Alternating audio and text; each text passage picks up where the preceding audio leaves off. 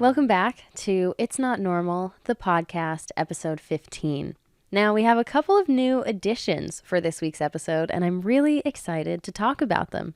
First and foremost, if you're watching, we've got a bit of a new podcast mic arm setup going on. This is a new situation that Brandon and I DIY'd just a couple of nights ago so that I don't have to hold the microphone anymore. I was getting a little annoyed with holding the microphone and it was right in my face.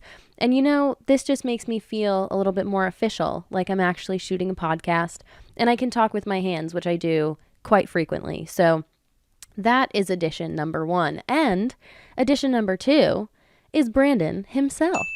Brandon has always been the man behind the camera, and while he is still kind of behind the camera, he's here with us today, and he's going to be, tuning in every now and again, just kind of butting in, maybe asking a question or, sharing his thoughts on something, and I'm really excited because I feel like a conversationalist at heart, and, sometimes sitting here talking to myself for an hour gets just a little difficult, so I'm really happy to have, not just someone, but Brandon, of all people, thrown into the mix, so... Hi, Brandon. Hi, I'm happy to be here. Thanks for having me, Case. Oh, yeah, it's my pleasure. It's not like you're here every week anyway. So I guess before we jump into the episode, just a huge thank you again to everyone who's been tuning in. We are 15 weeks in right now, and we're having a lot of fun with this podcast. So if you've been enjoying the episodes, please be sure to give it a like, subscribe to our YouTube channel. We are almost at 1,000 subscribers, which is a massive accomplishment for us. And if you're listening on Spotify, please be sure to give us a rating. All right, now that we've got all of the intro out of the way, I kind of want to dive into what we're going to be talking about this week. I'm already loving this hands-free conversation here. This is great. This week, I wanted to talk about things that I still struggle with because a lot of the content that I put out there, a lot of the focus of my videos centers around healing and the things that I've learned and how I've managed to kind of work through a lot of these more difficult experiences in my life as a result of growing up in a narcissistic family. And while I have learned a lot over the last few years and I've been able to implement those things, I think, again, I say it all the time, but knowledge is power when you're dealing with any kind of, emotional manipulation or abuse, understanding that it's not personal, it's not you that's causing this behavior is really important and has been really beneficial. But I just wanted to give a really realistic look at what healing looks like for someone who is, 5 years out of that environment. I've started to do a lot of research around narcissism and gaslighting, triangulation, projection, you name it. I have Googled it and read articles in depth about these topics. And like I said, how it has helped, but I'm not healed. I'm proud of all the work that I've done, but there are definitely still days and instances where I feel those same impulses that I did months ago or years ago. It's not necessarily something that you handle and you kind of tackle and then it goes away for the rest of your life. At least that hasn't been what it is in my experience for me up until this point. And I think it's really important to kind of share the more realistic side to healing that, it's not linear. It's something that is always up and down and your feelings aren't always consistent, regarding these same issues. Maybe one day you feel really capable of tackling this thing, and you're in a really positive, healthy mindset. And then, other days it's a lot harder to resist those impulses, or to not feel overwhelmed by those negative thoughts or those reactions. And yeah, so I just kind of want to dive into it and be super open and vulnerable with you guys in this episode, as I always try to be. But let's get into it. I think one of the first podcast episodes that we shot of It's Not Normal focused around intrusive thoughts. And intrusive thoughts were one of those things that I had experienced for a really long time before ever knowing what they were. I didn't know that intrusive thoughts were a thing. I didn't know that there was a name associated to your mind constantly just pumping out these really negative, hurtful, hypothetical scenarios that prey on your deepest rooted fears and insecurities. And so I was experiencing all of these things, but I didn't know what was going on. I didn't know that it was a result of something that had happened in my life, and that this wasn't going to be something that I dealt with this consistently for the rest of my life. Because as far as I was concerned, everyone has an inner monologue to one extent or another. I know, some people kind of talk to themselves pretty consistently in their own heads and listen to their own thoughts. Other people, maybe not so much, but I always thought to one extent or another, everyone kind of had that voice inside their heads telling them these things. And the way that these intrusive thoughts kind of manifested themselves in my life early on in mine and Brandon's relationship was pure negativity. Coming into a new relationship, which was my first ever serious romantic relationship, especially right as I was kind of breaking out of my narcissistic family, there was a huge shift that took place. I was kind of being thrown into the world for the first time. I was gaining perspective, of what life looked like outside of the control and the manipulation that goes along with narcissism. And I was also kind of feeling these new emotions that I had never felt before because I had never experienced what a romantic relationship with a partner was like. And so there was a lot of jealousy. There was a lot of insecurity. There was a lot of comparison, on my side of things. And I started to tie these things back to some of my experiences throughout my life, but this didn't happen overnight. This jealousy and insecurity, this lasted for at least the first year or two of our relationship because I still didn't understand that I had gone through such a traumatic experience, for so much of my childhood. So how did these intrusive thoughts manifest themselves in our relationship? Man. And do they still? Well, so earlier on, I think like my earliest memories of any kind of like intrusive thoughts, they kind of manifested themselves in nightmares. And that we talked about in the first episode that, kind of focused on intrusive thoughts. So if you want to hear more about that, go check out that episode. But it trickled down to even the slightest things where, if you left the room for too long, I was fearful that maybe you had met up with somebody that I didn't know, and maybe you guys were talking badly about me, or if you left the room for too long, that you were upset with me, or that you left and went somewhere, or if you were on your phone and you were not close to me and you were kind of like looking at something on your own. I was totally paranoid that you were trying to hide something or being sneaky or looking at something that I didn't want you to be looking at, or, talking to someone that I didn't want you to be talking to. And I feel like that level of paranoia I just carried with me kind of subconsciously daily for a really long time. I think I always assumed that not necessarily that you were doing these things, but at the very least that there was a possibility that you were, that maybe you were lying, you were being dishonest in one way or another. Maybe you weren't directly communicating with me something that I had said or done that maybe upset you. And so I would just kind of, especially talking about like that comparison and that insecurity, growing up in a narcissistic family, I think being valued more so for the things that you do and what you supply, right? And how well you kind of meet and exceed the expectations of your narcissistic parent, rather than just being loved for who you are.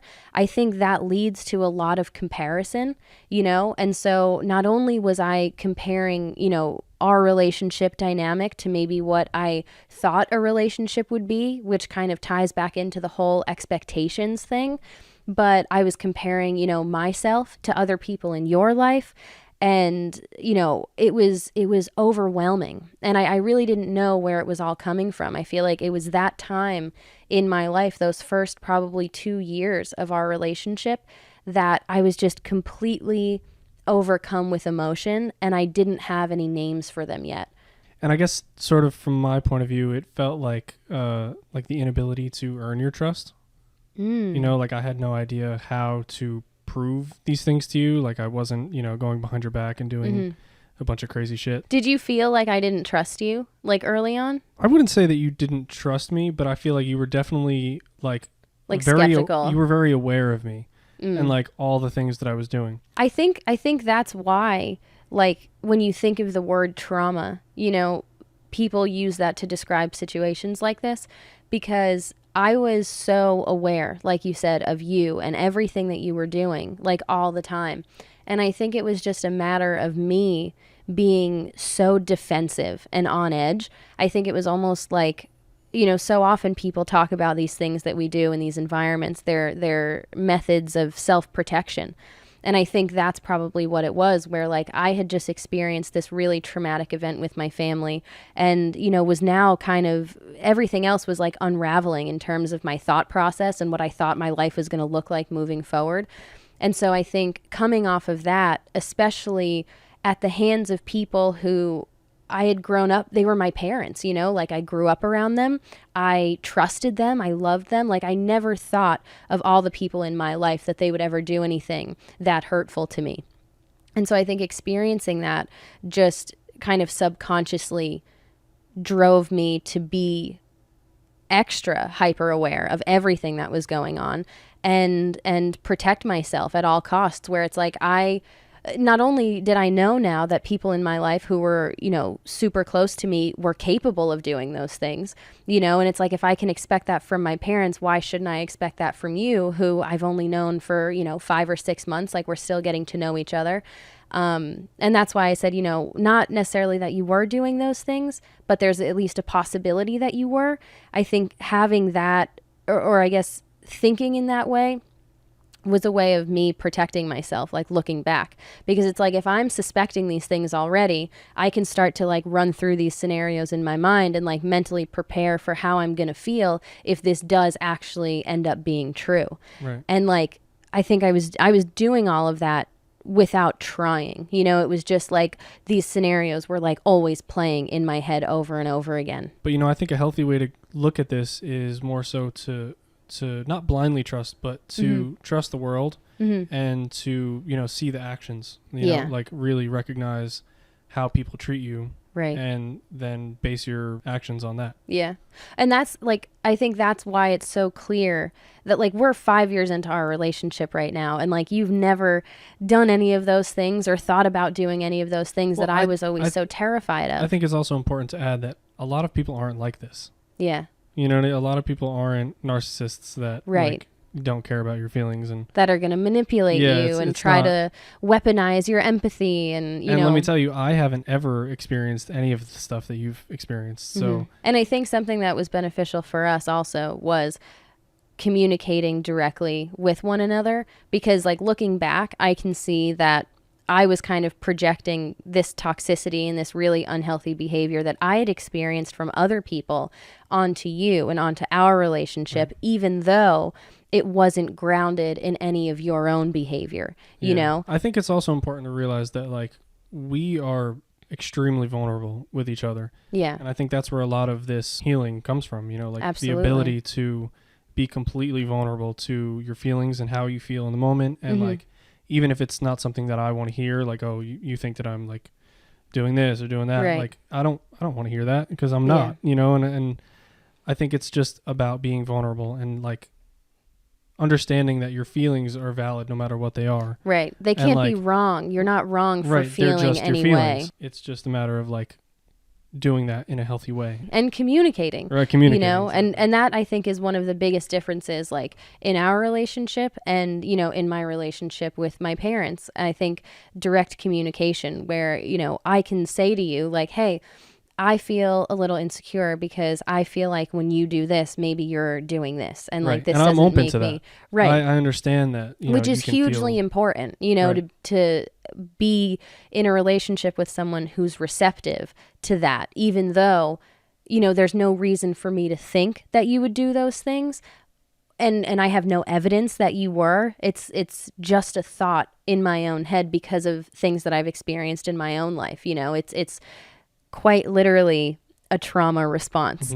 And knowing that I can go to you and say like, this is how I'm feeling, and to know that you are not going to make me feel like the way that I feel is wrong or bad, I think that in turn kind of encourages me to look at this as a feeling, which is passing, it's fleeting. It's not something like who I am. It's not intrinsic to my nature. It's just, I have to heal from this. And if I can develop that self-awareness to now understand, like, okay, this is what this is where it comes from, and this is a negative behavior. I don't want to continue to carry this with me. I have to have a willingness to change and to work on those things for the betterment of myself and in turn, our relationship. Right. And I think something else that I've expressed to you is that you deserve those kind gestures. You know, you have proven to be a loyal and wonderful human being in my life, obviously, right? And, you know, you deserve that. And, you know, asking for help and being vulnerable is totally something that you deserve. And I feel like you get that, you know? Yeah. Right. Well, it's funny because that was another one of the points that I kind of wanted to hit on. I have a really hard time asking for help and accepting kind gestures because, one, I guess when it comes to like asking for help, I don't always feel, I don't want to be annoying. You know, I don't ever want to come across as too needy. And accepting kind gestures, I think when you are on the receiving end of something positive and, you know, a kind gesture, and then someone uses that in the future to kind of dangle in front of you where it's like, hey, I did this thing for you, now you owe me something of kind of equal or greater value, or to use it as like a bargaining chip, you know what I mean? Where it's like, I did this thing for you, so you should help me out here. It's like buying your affection. So I think sometimes kind gestures can be really twisted for people who grew up in a narcissistic family or with a controlling parent, because you don't feel like you're deserving of these things. And it's also, you're kind of wary of what the intention is behind, you know, these gestures. And I think it's kind of compounded also by, again, the idea that you earn your affection with a narcissistic parent. You are loved for what you supply instead of just who you are as a person, just kind of being alive and being you. And so, you know, it's like, what did I do to deserve this? What did I do to earn this? And if you're doing something kind for me just because, it's like,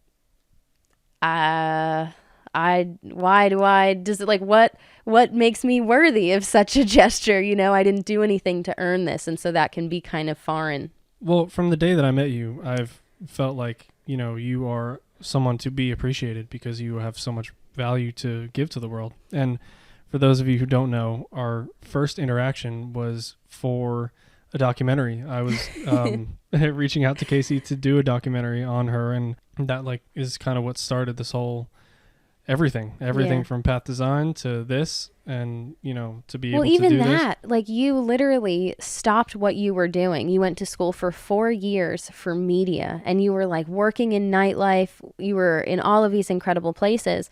And then I pop into your life and I want to start a woodworking business. And you literally like hopped on board with me because you believed in me. You believed in the idea. And I mean, talk about a kind gesture, you know, like for someone to believe in you just because they actually believe in who you are as a person, not like they're looking for anything in return, not like, oh, this is going to directly benefit me in one way or another. It's like, I'm on this adventure with you, you know what I mean? Because I care about you for you, and that's it. Well, at that point, I chose you, you know, like we chose each other to be with each other, and without getting too mushy, you know, like I love you and I want to be here with you and experience life with you. So when you had that idea to, you know, start your own business and to be an entrepreneur and stuff like that, that was right up my alley. Yeah. And at that point I was working for somebody, which was cool because I got a lot of great experiences, but you know, I've always believed in you, and I feel like jumping on board with the furniture thing, it was totally like random in terms of like like what it was, yeah, like the nature the of subject, it. But like I was totally down because it was you, and I believe in you, and I think it's more so. I guess what I'm getting at is that it's the actions. You know, I feel like showing you that I love you and showing you that like I'm down for you and I'm here for you. It's unconditional. Yeah. But, no, exactly though. It's like you're happy for me, right? You know, regardless of your involvement. Exactly. You know, and that's a huge difference. And I guess, to kind of tie it back into like the theme of this episode, right? Like we clearly have established some really great communication skills over the last 5 years. And still, just the other night, Brandon and I were sitting at the desk next to each other, right? I'm going to touch on intrusive thoughts and asking for help here. We were sitting at the desk working next to each other, each on our respective laptops. And I just adjusted the way that I was sitting in my chair. I kind of like scooched my chair. I shifted a little bit, and I turned my laptop more towards me and away from Brandon, just so I could see the screen better. And immediately, the first thing that went through my mind was, I don't want him to think that I'm like doing anything sneaky. I felt rude in that moment for shifting my seat, like adjusting how I was sitting and then moving my screen to kind of turn it away from him. We weren't working on anything together. It wasn't like he needed to see what I was doing. And I wasn't doing anything sneaky or trying to hide anything, but that's kind of where my mind went, where I was like, I think, I don't want him to feel like I'm upset with him, like I'm trying to hide something, that I'm doing something that, I don't want him to see. And I think that is kind of, those are the intrusive thoughts, I feel like, that are kind of coming to the surface. And I think when you grow up and the worst is always kind of assumed of you, it's like you're always on edge because every single thing that you do is watched and observed and scrutinized. And so even these tiny little actions or mannerisms can be picked up on and interpreted in a really negative way. And so I'm aware of that constantly, because at some point in my life, maybe I would have gone to do something like that and someone would have been suspicious of me. Like, what are you doing? Why did you turn your screen away? And so I still feel like I have to be ready to justify even the smallest little actions or changes in what I'm doing. And so I feel like that defensiveness is kind of still second nature, where I'm already kind of coming up with what to say or an explanation, or at least I'm aware that what I did could be perceived in that way. Right. So that's definitely hypervigilance. Yeah. Well, that's me. I think it's kind of a combination of hypervigilance and intrusive thoughts, where it's like, I think that you're thinking negatively of me without that being grounded in anything. So yeah, like any tone change, like any change in tone that I ever had, you were very aware of it. Oh yeah. And like, and not only was I aware, but then I felt like it was my responsibility to try to make you feel better. Right. If you were upset, I was upset that you were upset.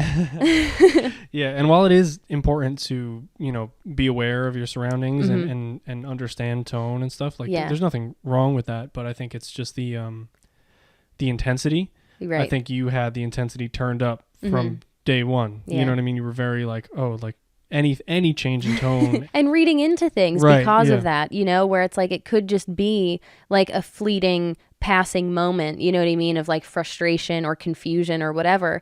But because I was so on edge and I would just pick up on it, again, I think out of survival, it was just second nature, resulting from, doing this for so many years of my life that I wasn't even thinking about it. I was just aware of what was going on. And I think in that example, like I was expecting that same hypervigilance from you, thinking that you were paying attention to every little thing that I was doing, all the while assuming the worst of my actions. Yeah, let me tell you, that's not how it is. That's not how I act at all. Yeah, I know. And you really don't. It is literally like from my past. Right. And I think it also has to do with people pleasing too, like you were very aware of what I wanted to do and like, oh, can I get you coffee? Like jumping on jumping on anything really. Yeah. But coffee is one of the things that happen quite often. Yeah. And I feel like it also kind of relates to you not telling me what you want. You know what I mean? Like you kind of, you were always looking to do the things that I wanted to do. I feel like a lot of the time you're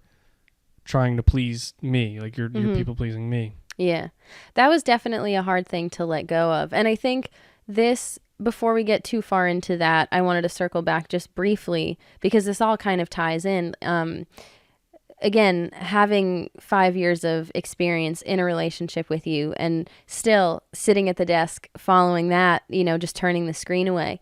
Like there are so many times when we'll be sitting next to each other and like there's something next to you that I need and I'll like hesitate to just say like, oh, hey, can you grab me that? You know, especially if it's more than one thing. Like if I asked you once and then I'm going to ask you again and it's like, maybe I need one more thing.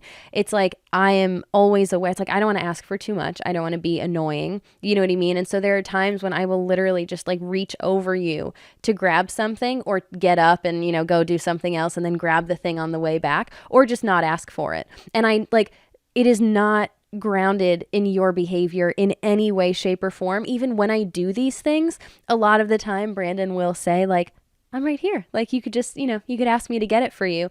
And it's like, I know. I just like, I don't want to annoy you. Well, that's a bit of people pleasing too. It is people pleasing. And that's why I was saying, you know, it all kind of ties in. And I think people pleasing for me, I think there's a number of different factors that have contributed to like the kind of person that I am now in that respect. But I always remember feeling like, even when I was younger, you know, like in high school and things like that with friends of mine, we would be driving in my car and I had a different music taste than most of my friends, but I would never, ever put what I wanted on the radio in my own car when I was driving because I knew that my friends didn't really like it.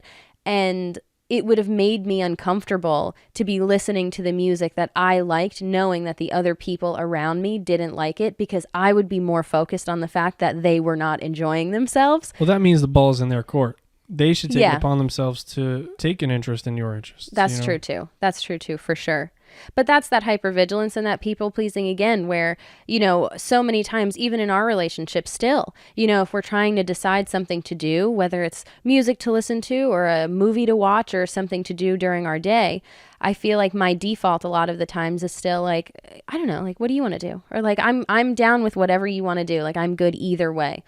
And I think that, again, just results from so many years of suppressing my own emotions and wants and needs, not fully having the opportunity to understand yet who I am as a person and kind of experiment and try to listen to all these different genres of music and see what I like, or these movies. I think it was always, the focus was always on someone else and making sure that someone else was okay.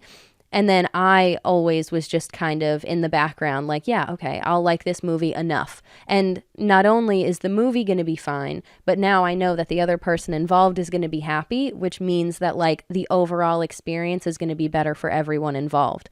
And it's upsetting because I think so often when you're raised with a narcissistic parent, you put yourself on the back burner, you know, and I was reading through a letter that I wrote to my parents maybe the week after I moved out. And it was the first time that I read it in years, probably at this point. And in it, I was shocked, honestly, at the language that I was using. I was saying things like, you know, I am your kid, but I'm also my own person. I'm an individual. You know, I'm capable of being independent. I am independent. All I'm asking for is my freedom. That was kind of the overall tone of this letter. And I think that feeds into all of this, you know, where you feel like your needs and wants are secondary because you are existing, or you existed for so long as an extension of someone else, that prioritizing yourself almost feels guilty. And it's completely foreign to recognize like, oh, I am an autonomous being. Like, I am an individual. I don't have to ask for my freedom. Yeah, I think exactly that's exactly what I was going to say. Like, you shouldn't be asking for your freedom, especially at 22 years old. Yeah. You know, there should be some sort of respect there, some sort of boundary, you know, as you start to get older. I mean, you're moving into your 20s. You know what I mean? You're almost in your mid 20s at that point. Yeah. Like, there's definitely a big difference between 17, 18, like, okay, I'm a new adult, to like 22 years old and like full-time job. Yeah. There's like a level of respect, I think, that parents have to have with their kids, you know, as they move into adulthood, to help them navigate that relationship where they view them as their own people, you know, who you need to give them the freedom and the space to make their own decisions and their own mistakes, because that's how they're going to learn a lot in life. And not only that, you have to establish a healthy, open line of communication where if they do make a mistake and they're uncomfortable or they're uncertain, they can go to you and talk to you about it without fear of judgment or, being told, I told you so, and rubbing it in your face, This comes back to being vulnerable. Right. Right. Like you should feel okay with being vulnerable with the people in your life, whether that is your parents, whether it's your brother or sister or anybody, uncle, grandma, whatever. Like you should feel okay with being vulnerable with those people. They should have been able to express that in a more healthy way. And I feel like you explicitly asked them to, hey, like, let's talk. What's wrong? You know? And I think that's where they went wrong, where there's just I wanted a resolution. And I feel like a lot of kids in this situation want resolutions. I don't think any kid grows up wanting to have a damaged relationship with their parents. But I think for so many of us who make the decision to go no contact, it's a result of realizing that you're one half of an equation. And if the other side is not willing to put in any time or effort to, take responsibility, to understand what their part was in all of it, then there's really nothing more you can do. And it was funny that you said about being vulnerable, and being able to like talk to people. The other night so Brandon and I, we have, like most people, I'm sure, like a little garbage can in our bathroom. And quite frequently, I'll dump my teacup in there if I'm like going to refill it or whatever, and I drop my tea bag in the garbage can, and it has like one of those, plastic bags in it. And so I drop it from quite a high distance. And the other night, Brandon saw it, and like the bag, we've been stretching the life of this bag because we only have a couple left. And so there were just like tea stains everywhere along the bag and a little bit on the woodwork, like on the trim next to the garbage, because like I said, I drop this from a high distance. So it splashes every now and then. And he was like, oh, like, can you just try to be a little bit more like cautious of that or like aware of that? And my immediate reaction was to be defensive. I felt defensive as soon as he said that. Like I was upset at the fact that he brought that up because I felt like he was mad at me, like it was a personal attack on me. And I think this is one of the interesting parts of like the healing journey also, because for me, like I said, I am not healed. I don't think there will ever be a day when I am healed and I don't think of something related to, my experiences growing up. And that's fine. For me, I think I measure progress in the distance between incidents, where if I react negatively to something, in a way that I'm not proud of, once a month, and then it's maybe once every 3 months, and then it's once every 6 months, the distance gets larger. And I also am able to kind of have that awareness more so in the moment. It's like closing the gap between the incident and me being able to look at it objectively. And so in the moment the other night, after I immediately got defensive and I was upset that he said anything negative towards me, I thought to myself, okay, wait a minute. He's not mad at me. He's not yelling at me. He's not attacking who I am as a person. There's no need for me to get defensive. It's not like he's saying this and he's telling me, oh, you're a slob and you're a messy person. I can't believe you would do this. And if you don't do this again, then I'm going to be so upset with you. None of that. It was so polite. It was a very reasonable thing for him to ask. And I realized in that moment that the right thing to do as a partner is to be accommodating and to respect his direct communication. And this is a very reasonable thing that he's asking. And so I was able to kind of like let go of that defensiveness and not feel upset anymore, because I was able to recognize like I'm still in a very safe environment.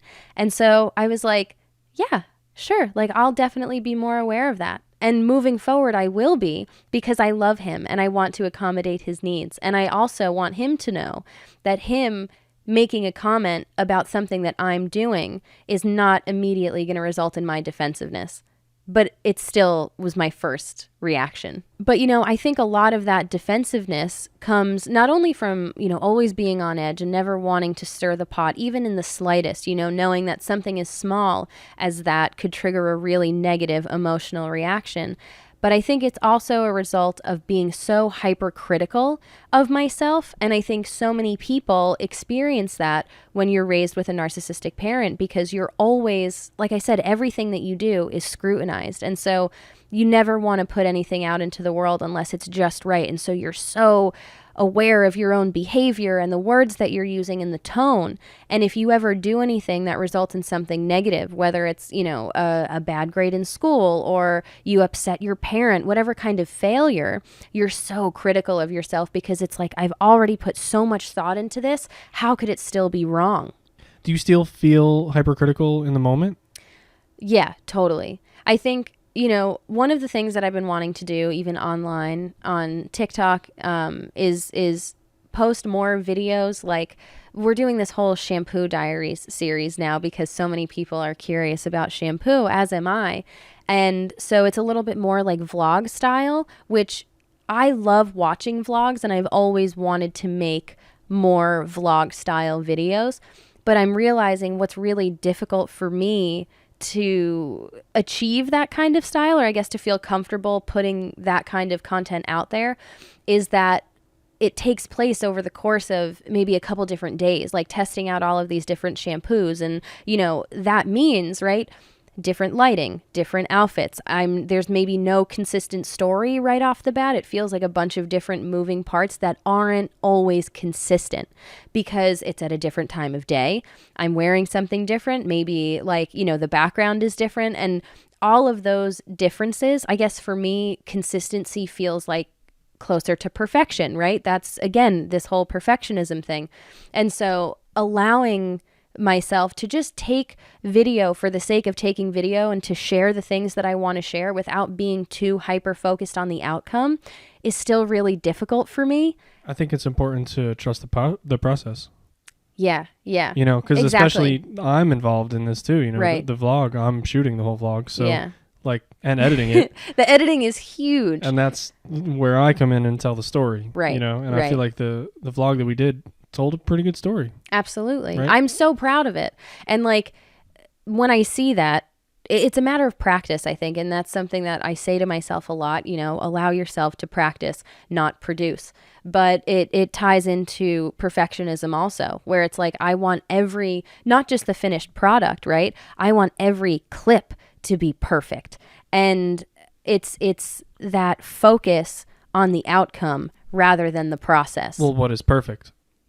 Exactly. Perfect is subjective. Exactly. Is entirely subjective. And I think for me, it's consistency. It's, saying everything exactly the right way, as concise and clearly as you can.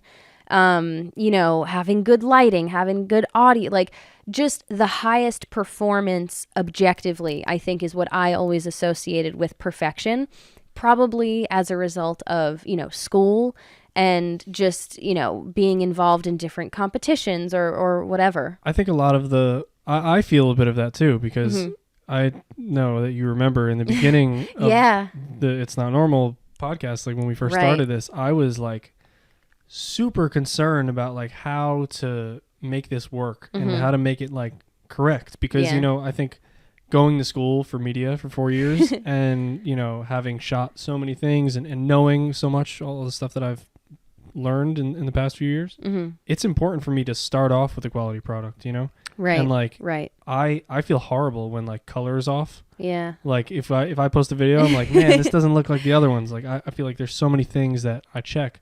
So I think it's important to know that everybody wants to achieve anybody that's trying to put out a product, you want to achieve some sort of perfection, whatever that means. Yeah. But perfection is different. Knowing when to let go, I think is even more important. It's kind of what you're talking about. Is nothing is perfect. Nothing is top tier. Even I've seen some really high end brands ads that were shit. You know what I mean?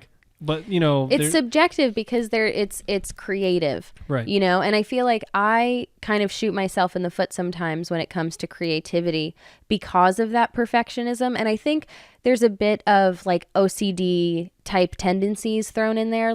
I have a really hard time posting a photo if the horizon line is not straight. If there are vertical lines going in the photo and they're not parallel to the actual end of the photo, there have been many times where I just don't post it, even if it's a really great photo, because I'm this is so distracting. This is bad. Well, I think this is a good time to mention, your painting. Yeah, totally. Your painting series. And well, yeah. how you basically told me that you don't want to do it if it's not good. Well, Which that's is like, been, that's when the whole practice ideology, practice not produce. not practice, not produce. Like it's not for anybody. And I think that's how I feel about music. When I make stuff, it's like by definition producing, but it's like I'm just practicing. I'm just having fun. Right. And like I think that's how we need to think about any sort of creative endeavor. You're just practicing. It's a great mindset. You go back and you look at people like Cody Co. We were big fans of Cody Co. Shout out Cody Co. And Kelsey, of Insanely course. Chill, Circle Time, Kelsey. Congrats on baby Otis. Yeah. By the way, loving it. All that, like, you look back at their old videos and like, he's just chilling in his kitchen.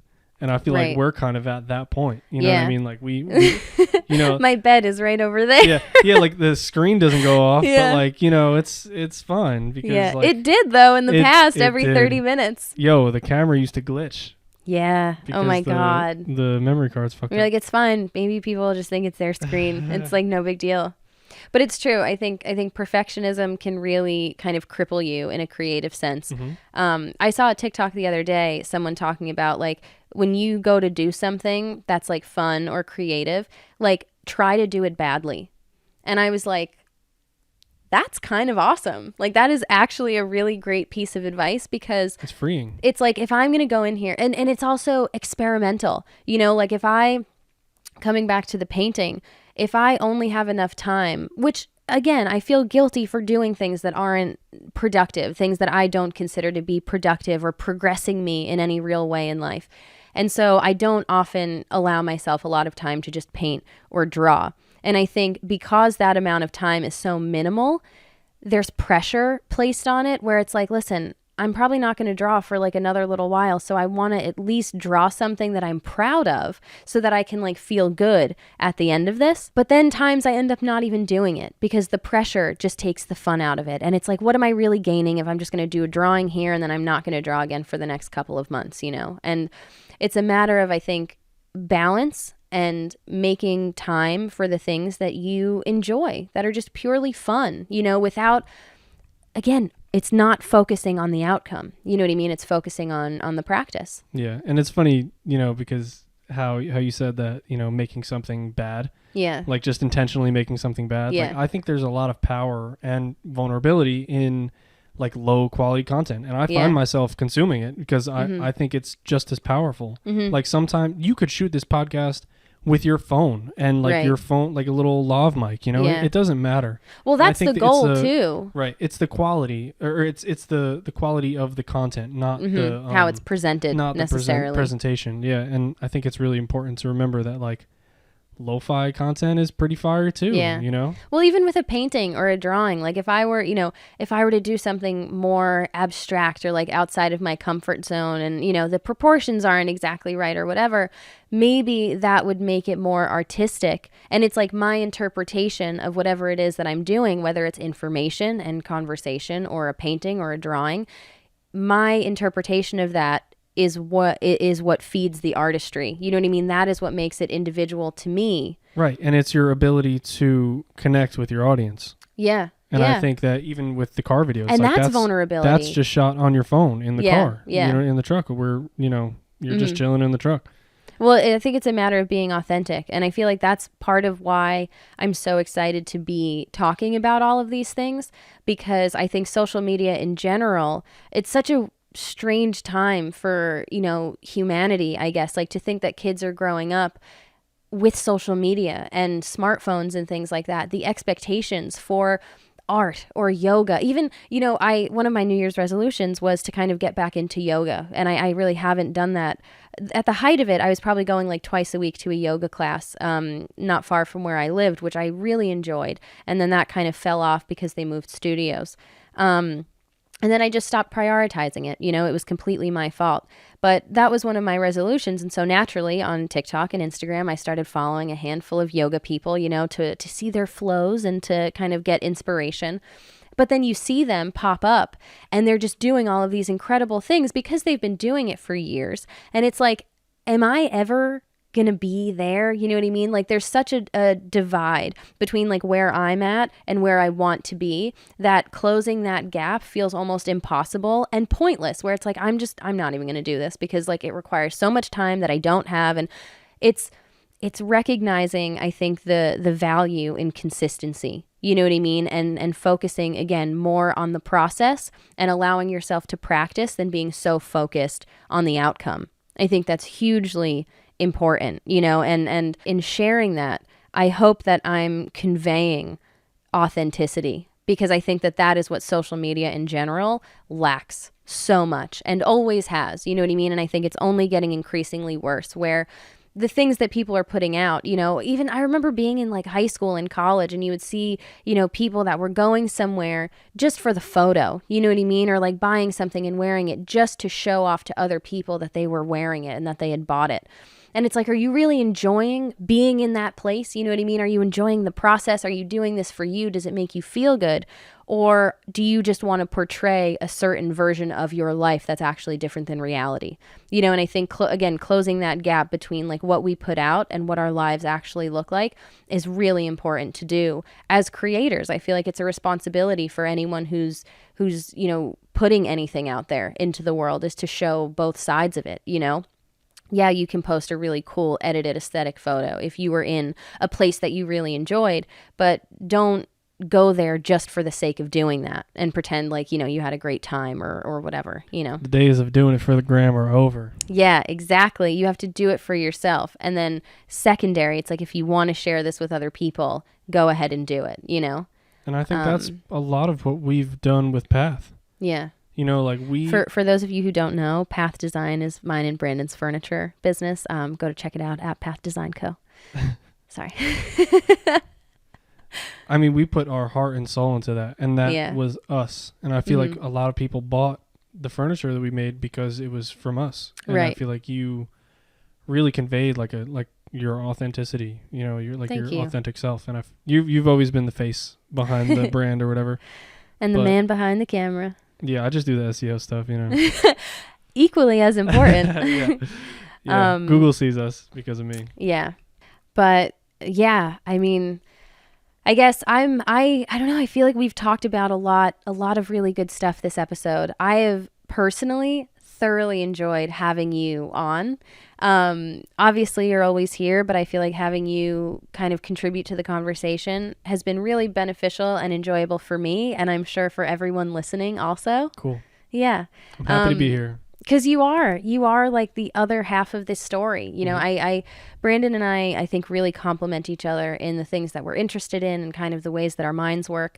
And he's been hugely helpful for me in healing, you know, in being such a patient and understanding partner, in introducing me to direct communication. And, you know, I understand now that it's okay to admit my faults, that it's not going to be weaponized against me. I can apologize. You know, I'm only human and I'm flawed, but that's okay. I am still worthy of receiving love.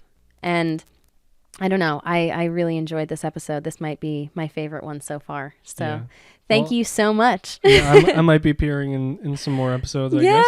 Yeah. But if you guys enjoyed this, please in the comments just like let me know, because I would love to just like have Brandon on more often. Yeah, I think as like my role in my life has always kind of been, you know, like pseudo therapist to a lot of people in my life. And, you know, meeting you and the way that you've been raised and all these things that have kind of like happened to you kind of changed the way that I see the world a bit too. You know, I just want to see you do well in life because I believe in you and all the mushy shit that I was saying before. You know, I want to see you do well and I want you to be able to heal. So if I have to be your pseudo therapist as well, then I will be, because I believe in you and I want to see you do good. So thank you.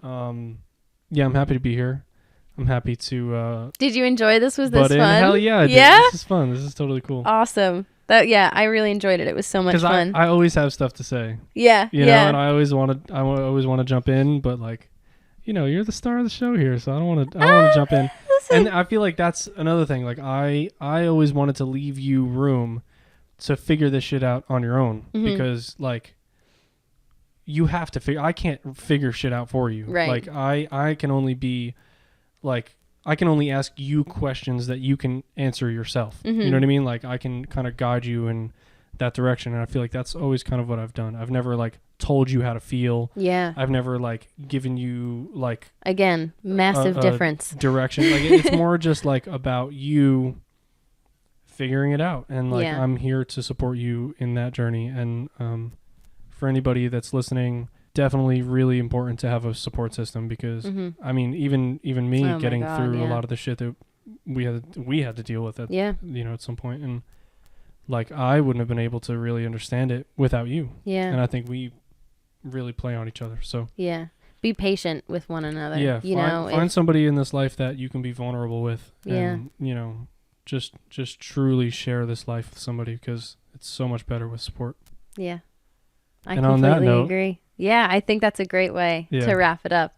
Well, again, thank you so much. I had so much fun kind of bouncing things off of you this episode, and I'm sure this won't be the last one. So again, before we kind of sign off, if you enjoyed this episode, please be sure to like our video and subscribe to our YouTube channel. 1,000 subscribers is a huge kind of milestone for us, and we're almost there. Every little bit of support really goes a long way. If you enjoyed Brandon popping in on this episode, let us know in the comments. That will absolutely dictate what we do moving forward. And if you're listening on Spotify, leave us a rating. Thanks to everyone who's been tuning in. I will definitely be back next week with another episode, and Brandon might also be popping in too. I don't know. You got to let us know. We'll see. Thanks to everybody, and we'll be back. I'll talk to you soon. Bye. Bye.